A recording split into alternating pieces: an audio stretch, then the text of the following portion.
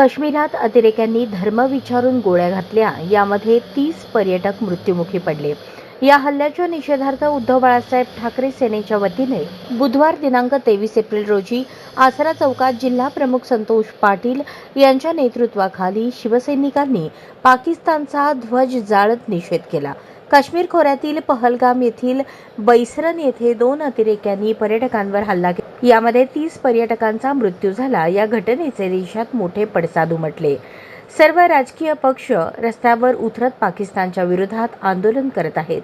त्याचाच एक भाग म्हणून दक्षिण सोलापूर तालुका जिल्हा प्रमुख संतोष पाटील यांच्या नेतृत्वाखाली विजापूर रोड परिसरातील आसरा चौकात आंदोलन करत पाकिस्तानचा ध्वज जाळला।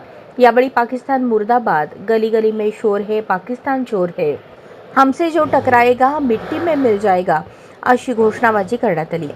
यावेळी आंदोलनकर्त्यांच्या हाती पाकिस्तान विरोधात फलक होते।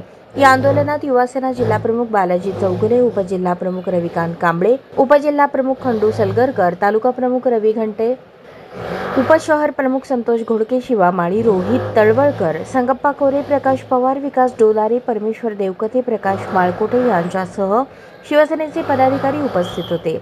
पाकिस्तानच्या अतिरेक्यांनी भारतीय पर्यटकांवर भ्याड हल्ला केला। त्यांचा दम नसल्यामुळे पाकिस्तान असे हल्ले करत आहे।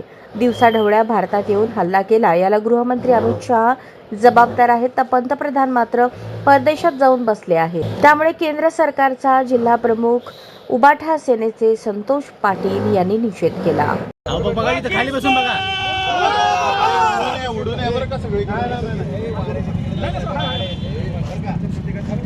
पाकिस्तान मुर्दाबाद, पाकिस्तान मुर्दाबाद, मुर्दाबाद मुर्दाबाद, पाकिस्तान मुर्दाबाद।